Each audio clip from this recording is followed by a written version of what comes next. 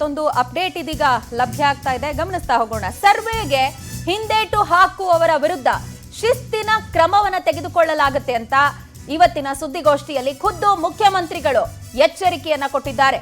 ಒಂದು ದಿನಕ್ಕೆ 10 ರಿಂದ 15 ಮನೆಗಳ ಸರ್ವೆ ಕಡ್ಡಾಯವಾಗಿ ಮಾಡಲೇಬೇಕು. ಹೀಗೆ ಮಾಡಿದ್ರೆ ಮಾತ್ರ ಅಕ್ಟೋಬರ್ 19ರ ಒಳಗೆ ಸರ್ವೆ ಬಹುತೇಕವಾಗಿ ಮುಗಿಸೋದಕ್ಕೆ ಸಾಧ್ಯ ಆಗುತ್ತೆ. ಸೊ ಈ 12 ದಿನ ಏನು ಎಕ್ಸ್ಟೆಂಡ್ ಮಾಡಲಾಗಿದೆಯಲ್ಲ, ಅದರಲ್ಲಿ ಸರ್ವೆಯನ್ನ ಮುಗಿಸಲೇಬೇಕು. ಸರ್ವೆ ಮುಗಿಸೋದಕ್ಕೆ ಶಿಕ್ಷಕರು ಕೂಡ ಭರವಸೆಯನ್ನ ಕೊಟ್ಟಿದ್ದಾರೆ. ಬಟ್ ಇದಕ್ಕೆ ಸಾರ್ವಜನಿಕರು ಕೂಡ ಕೋಆಪರೇಟ್ ಮಾಡಬೇಕಾಗತ್ತೆ. ಒಂದು ವೇಳೆ ಯಾರಾದ್ರೂ ಸಮೀಕ್ಷೆಗೆ ಸಹಕರಿಸದೇ ಇದ್ರೆ ಅವರ ವಿರುದ್ಧ ಶಿಸ್ತಿನ ಕ್ರಮ ತೆಗೆದುಕೊಳ್ಳಲಾಗುತ್ತೆ ಅಂತ ಖುದ್ದು ಮುಖ್ಯಮಂತ್ರಿಗಳು ಇವತ್ತಿನ ಸುದ್ದಿಗೋಷ್ಠಿಯಲ್ಲಿ ತಿಳಿಸಿದ್ದಾರೆ. ಡೀಟೇಲ್ಸ್ ಕೊಡ್ತಾರೆ ನಮ್ಮ ಪ್ರತಿನಿಧಿ ರಾಘವೇಂದ್ರ, ನಮ್ಮೊಂದಿಗೆ ನೇರ ಸಂಪರ್ಕದಲ್ಲಿದ್ದಾರೆ. ರಾಘವೇಂದ್ರ, ನಾವಾಗ್ಲೇ ಮಾತನಾಡ್ತಾ ಇದ್ವಿ, ಈಗ ಬೆಂಗಳೂರಲ್ಲೇನೆ ಸರ್ಕಾರಿ ನೌಕರರ ಸಂಘನೇ ಹೇಳ್ತಾ ಇರೋ ಪ್ರಕಾರ ಗೊಂದಲದ ಗೂಡಾಗಿ ಹೋಗ್ಬಿಟ್ಟಿದೆ ಬೆಂಗಳೂರಲ್ಲಿ ಸರ್ವೆ ಮಾಡೋದು. ಸೊ ಇದನ್ನ ಯಾವ ರೀತಿಯಾಗಿ ಟ್ಯಾಕಲ್ ಮಾಡಬೇಕು ಈ ಸ್ಥಿತಿಯನ್ನ ಅನ್ನುವಂಥದ್ದು. ಅಂಡ್ ಆಫ್ ಕೋರ್ಸ್ ಈಗ ಯಾರು ಸರ್ವೆಗೆ ಕೋಆಪರೇಟ್ ಮಾಡಲ್ಲ ಅಂಥವ್ರ ವಿರುದ್ಧ ಶಿಸ್ತಿನ ಕ್ರಮ ಅಂತ ಕೂಡ ಹೇಳಿದ್ದಾರೆ. ಬ್ರೀಫ್ ಮಾಡೋದಾದ್ರೆ ಖಂಡಿತವಾಗೂ ಏನಂದ್ರೆ ಈಗಾಗಲೇ ಕೆಲವೊಂದಿಷ್ಟು ಸಾಕಷ್ಟು ಮಂದಿ ಶಿಕ್ಷಕರನ್ನು ಸಹ ಅಮಾನತನ್ನ ಮಾಡಿರ್ತಕ್ಕಂಥದ್ದು ಸರ್ಕಾರ. ಯಾಕಂದ್ರೆ ಕಡ್ಡಾಯವಾಗಿ ಇದು ಸರ್ಕಾರಿ ಕೆಲಸ, ನಿಮ್ಮ ಕೆಲಸ ಅಂದ್ಕೊಂಡು ಕೆಲಸವನ್ನ ಮಾಡಲೇಬೇಕಂತ ಹೇಳ್ಬಿಟ್ಟು ಸರ್ವೆ ಆರಂಭ ಆಗೋದಕ್ಕೂ ಮುಂಚೆ CM ಅವರು ಸುದ್ದಿಗೋಷ್ಠಿಯನ್ನು ನಡೆಸಿ ಕರೆಯನ್ನು ಕೊಟ್ಟಿದ್ರು. ಅದಕ್ಕೆ ತಕ್ಕಂತೆ ಸಹ ಎಲ್ಲ ರೀತಿಯ ತಯಾರಿಯನ್ನು ಸಹ ಮಾಡ್ಕೊಂಡಿದ್ರು. ಆದರೆ ಕೆಲವೊಂದಿಷ್ಟು ಮಂದಿ ವಿನಾಕಾರಣ ರೀಸನ್ಗಳನ್ನು ಹೇಳಿ ಸರ್ವೆಗೆ ತಪ್ಪಿಸ್ಕೊಂಡಿದ್ರು. ಜೊತೆಗೆ ಸರಿಯಾದ ಯಾರು ರೀಸನ್ಗಳನ್ನು ಕೊಟ್ಟಿರಲ್ಲ ಅಂತಹ ಶಿಕ್ಷಕರನ್ನ, ಜೊತೆಗೆ ಯಾರು ತಿಳಿಸದೆ ಸರ್ವೆಗೆ ಗೈರಾಗಿರ್ತಾರೋ ಅಂಥವರನ್ನ ಅಮಾನತು ಮಾಡಲಾಗಿರ್ತಕ್ಕಂಥದ್ದು. ಜೊತೆಗೆ ಇಲ್ಲಿ ಮಹತ್ವದ ಒಂದು ಘೋಷಣೆಯನ್ನು ಸಹ CM ಸರ್ಕಾರದ ವತಿಯಿಂದ ಮಾಡಿರ್ತಕ್ಕಂಥದ್ದು. ಏನು ಇಲ್ಲಿವರೆಗೂ ಸರ್ವೆ ಕಾರ್ಯದಲ್ಲಿ 3 ಜನರು ಮೃತಪಟ್ಟಿರ್ತಕ್ಕಂಥದ್ದು. ಆಯಾ ಕುಟುಂಬಗಳಿಗೆ 20 ಲಕ್ಷ ರೂಪಾಯಿ ಏನೋ ಅನುದಾನವನ್ನು ಅಂದರೆ ಈ ಪರಿಹಾರ ನಿಧಿಯನ್ನು ಸಹ ಘೋಷಣೆಯನ್ನು ಮಾಡಿರ್ತಕ್ಕಂಥದ್ದು. ಹೀಗಾಗಿ ಯಾರು ಈ ಥರ ಒಂದು ಅವಘಡಗಳಿಗೆ ತುತ್ತಾಗ್ತಾರೆ ಅಂಥವ್ರಿಗೂ ಸಹ ಸರ್ಕಾರ ಭದ್ರತೆಯನ್ನು ಕೊಡುತ್ತೆ ಅನ್ನೋದ್ರ ಬಗ್ಗೆ ಪರೋಕ್ಷವಾಗಿ ಒಂದು ಸೂಚನೆಯನ್ನು ಕೊಟ್ಟಿದ್ದಾರೆ. ಹೀಗಾಗಿ ಯಾರು ಏನು ಈ ಸರ್ವೆಯನ್ನು ಸರ್ಕಾರ ಹಮ್ಮಿಕೊಂಡಿದೆ, ಸರ್ವೆಯಲ್ಲಿ ಎಲ್ಲರೂ ಸಹ ಭಾಗಿಯಾಗಲೇಬೇಕು, ಕಡ್ಡಾಯವಾಗಿ ಕಂಪಲ್ಸರಿ. ಯಾವುದೇ ರೀತಿಯ ರೀಸನ್ ಹೇಳಂಗಿಲ್ಲ. ಏನು ಸರ್ಕಾರ ಫಿಕ್ಸ್ ಮಾಡಿರ್ತಕ್ಕಂಥ ಟೈಮ್ ಬಾಂಡ್ನಲ್ಲಿ ತಮ್ಮ ಕೆಲಸವನ್ನು ಮಾಡಬೇಕು, ಮುಗಿಸ್ಬೇಕು. ಜೊತೆಗೆ 10% ಫರ್ ಡೇ ಮಾಡೋದಕ್ಕೆ, ಅಂದರೆ 10 ಮನೆಗಳನ್ನು ಮಾಡೋದಕ್ಕೆ ಸರ್ಕಾರ ಸೂಚನೆಯನ್ನು ಕೊಟ್ಟಿತ್ತು. ಅಷ್ಟು ಸಹ ಕಂಪ್ಲೀಟ್ ಆಗ್ತಾ ಇಲ್ಲ ಅಂದರೆ ಹೇಗೆ? ಈಗ 10 ರಿಂದ 15 ಮನೆಯನ್ನು ಪ್ರತಿದಿನ ಒಬ್ಬ ಶಿಕ್ಷಕ ಮಾಡಿ ಮುಗಿಸಲೇಬೇಕು ಅಂತ ಹೇಳ್ಬಿಟ್ಟು ಕಟ್ಟುನಿಟ್ಟಿನ ಸೂಚನೆಯನ್ನು ಕೊಟ್ಟಿರ್ತಕ್ಕಂಥದ್ದು. ಈಗ ಈ ಕ್ವೆಶ್ಚನೇರ್ ನಲ್ಲಿ ಬದಲಾವಣೆ ಮಾಡುವಂಥದ್ದೇನಾದ್ರೂ ಸದ್ಯ ಯೋಜನೆಗಳಿದೆಯಾ? ಬಿಕಾಸ್ ಖುದ್ದು DCM ಹೇಳಿದ್ರು ಈ ಇರ್ರೆಲೆವೆಂಟ್ ಕ್ವೆಶ್ಚನ್ಸ್ ಕೇಳಬೇಡಿ ಅಂತ. ಇದು ಟೈಮ್ ಕನ್ಸ್ಯೂಮಿಂಗ್ ಕೂಡ ಆಗಿರೋದ್ರಿಂದ ಈ ಬಗ್ಗೆ ಏನಾದ್ರೂ ಗಮನ ಹರಿಸ್ತಿದ್ದಾರಾ ಹೇಗೆ? ಆ ರೀತಿ ಯಾವುದೇ ರೀತಿಯ ಸೂಚನೆಗಳನ್ನು ಸರ್ಕಾರ ಇಲ್ಲಿವರೆಗೂ ಸಹ ಕೊಟ್ಟಿಲ್ಲ. ಯಾಕಂದರೆ ಸ್ವತಃ ಸರ್ಕಾರದ ಭಾಗವಾಗಿರ್ತಕ್ಕಂತಹ DCM DK ಶಿವಕುಮಾರ್ ಅವರೇ ಇಷ್ಟು ಪ್ರಶ್ನೆಗಳಿಗೆ ಯಾವ ರೀತಿ ಉತ್ತರವನ್ನು ಕೊಡೋದಕ್ಕಾಗುತ್ತೆ ಅಂತ ಹೇಳ್ಬಿಟ್ಟು ಆಕ್ಷೇಪವನ್ನು ವ್ಯಕ್ತಪಡಿಸಿದ್ರು. ಹೀಗಾಗಿ ಕೆಲವೊಂದಿಷ್ಟು ಮಾರ್ಪಾಡುಗಳನ್ನು ಮಾಡಿ ಅಂತ ಸಹ ಸೂಚನೆಯನ್ನು ಕೊಟ್ಟಿದ್ರು. ಆದರೆ ಇಲ್ಲಿವರೆಗೂ ಸಹ ಆಯೋಗ ಯಾವುದೇ ರೀತಿಯ ಮಾರ್ಪಾಡನ್ನು ಸಹ ಮಾಡಿಲ್ಲ. ಜೊತೆಗೆ ಸರ್ಕಾರದಿಂದ ಯಾವುದೇ ರೀತಿಯ ಸೂಚನೆಯನ್ನು ಸಹ ಸ್ವೀಕರಿಸಿಲ್ಲ ಅಂತ ಹೇಳ್ಬಿಟ್ಟು ತಿಳಿಸಿರ್ತಕ್ಕಂಥದ್ದು. ಇವತ್ತು ನಡೆದಂತಹ ಸಭೆಯಲ್ಲಿ ಸಹ ಈ ಬಗ್ಗೆ ಚರ್ಚೆ ಆಗಿದೆ.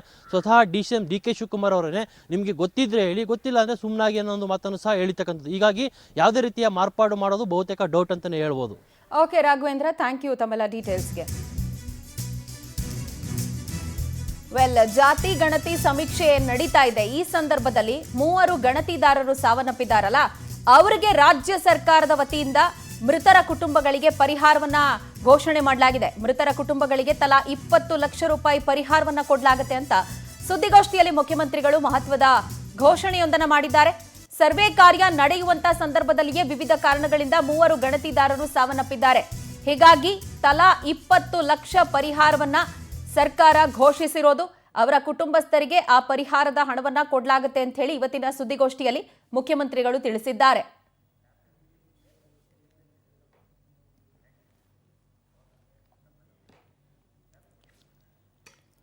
ಸದ್ಯ ಇವತ್ತು ಒಂದು ಮಹತ್ವದ ಸುದ್ದಿಗೋಷ್ಠಿಯನ್ನ ಮುಖ್ಯಮಂತ್ರಿಗಳು ನಡೆಸಿರೋದು. ಒಂದು ಕಡೆ ದಸರಾ ರಜೆಯ ಅವಧಿಯನ್ನ ವಿಸ್ತರಿಸಲಾಗಿದೆ. ಇದರ ಜೊತೆಗೇನೆ ಈ ಸಮೀಕ್ಷೆ ಮಾಡುವಂತಹ ಸಂದರ್ಭದಲ್ಲಿ 3 ಗಣತಿದಾರರು ಏನ್ ಸಾವನ್ನಪ್ಪಿದ್ರಲ್ವಾ, ಅವರಿಗೆ ಪರಿಹಾರವನ್ನ ಕೊಡಲಾಗುತ್ತೆ ಅನ್ನುವಂತ ಭರವಸೆಯನ್ನ ಕೂಡ ಕೊಟ್ಟಿದ್ದಾರೆ. ಪರಿಹಾರವನ್ನ ಘೋಷಿಸಿದ್ದಾರೆ. ಒಟ್ಟು ತಲಾ 20 ಲಕ್ಷ ಪರಿಹಾರವನ್ನ ಅವರಿಗೆ ಘೋಷಣೆ ಮಾಡಿರೋದು.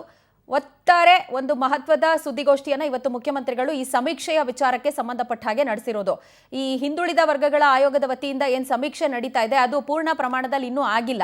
ಹಾಗಾಗಿ ಸಿಬ್ಬಂದಿಯನ್ನ, ಶಿಕ್ಷಕರನ್ನ ಇನ್ನೂ ಯುಟಿಲೈಸ್ ಮಾಡಿಕೊಳ್ಳುವಂತ ಅನಿವಾರ್ಯತೆ ಇರೋದ್ರಿಂದಾಗಿ ದಸರಾ ರಜೆಯ ಅವಧಿಯನ್ನು ವಿಸ್ತರಿಸಲಾಗಿದೆ. ಈ ಅವಧಿ, ಎಕ್ಸ್ಟ್ರಾ ಅವಧಿ ಏನು ವಿಸ್ತರಣೆ ಮಾಡಲಾಗಿದೆ, ಅದರಲ್ಲಿ ಎಫಿಷಿಯೆಂಟ್ ಆಗಿ ಕಾರ್ಯವನ್ನ ನಿರ್ವಹಿಸಿ ಅಪ್ ಟು ದ ಮಾರ್ಕ್ ಸಮೀಕ್ಷೆಯನ್ನ ಮುಗಿಸ್ಬೇಕು ಅನ್ನುವಂತಹ ಸೂಚನೆಯನ್ನ ಕೊಡಲಾಗಿದೆ.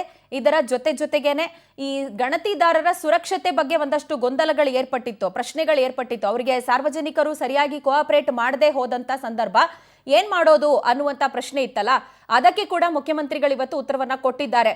ಯಾರು ಸರಿಯಾಗಿ ಸ್ಪಂದಿಸೋದಿಲ್ಲ ಸರ್ವೆಗೆ ಅಂತವ್ರ ವಿರುದ್ಧ ಶಿಸ್ತಿನ ಕ್ರಮ ಅಂತ ಹೇಳಿದ್ದಾರೆ. ಜೊತೆಗೆ ದಿನಕ್ಕೆ 10 ರಿಂದ 15 ಮನೆ ಫಿನಿಶ್ ಮಾಡಲೇಬೇಕು ಅನ್ನುವಂತ ಟಾಸ್ಕ್ ಕೊಟ್ಟಿದ್ದಾರೆ. ಡೀಟೇಲ್ಸ್ ಕೊಡ್ತಾರೆ ನಮ್ಮ ಪ್ರತಿನಿಧಿ ರಾಘವೇಂದ್ರ, ದೂರವಾಣಿ ಸಂಪರ್ಕದಲ್ಲಿದ್ದಾರೆ. ರಾಘವೇಂದ್ರ, ಈಗ ಒಂದು ಗಣತಿದಾರರು ಏನ್ ಸಾವನ್ನಪ್ಪಿದ್ರು ಅವರಿಗೆ ಪರಿಹಾರವನ್ನ ಘೋಷಣೆ ಮಾಡಲಾಗಿದೆ. ಅದರ ಜೊತೆಗೆ 10 ರಿಂದ 15 ಮನೆಗಳನ್ನ ಕಂಪ್ಲೀಟ್ ಮಾಡಲೇಬೇಕು ಅನ್ನುವಂತ ಟಾಸ್ಕ್ ಕೊಟ್ಟಿದ್ದಾರೆ. ಖಂಡಿತವಾಗ್ಲೂ ಪ್ರಜ್ವಲ್, ಏನಂದ್ರೆ ಈ ಬಗ್ಗೆ ಈಗಾಗಲೇ ಸಿಎಂ ಅವರು ಸೂಚನೆಯನ್ನ ಕೊಟ್ಟಿರ್ತಕ್ಕಂಥ. ಯಾಕಂದ್ರೆ ಈಗಾಗಲೇ ಹಿಂದೇನು ಹೇಳ್ದಂಗೆನೆ ಸಿಎಂ ಅವರು ಯಾವಾಗ ಮೊದಲ ಸುದ್ದಿಗೋಷ್ಠಿಯನ್ನು ನಡೆಸಿದ್ರು, ಆ ಸುದ್ದಿಗೋಷ್ಠಿಯ ಸಂದರ್ಭದಲ್ಲೇನೆ ಖಡಕ್ ಆಗಿರ್ತಕ್ಕಂಥ ಸೂಚನೆಯನ್ನ ಆಯೋಗಕ್ಕೆ ಮತ್ತೆ ಶಿಕ್ಷಣ ಇಲಾಖೆಗೆ ಸಹ ಕೊಟ್ಟಿದ್ರು.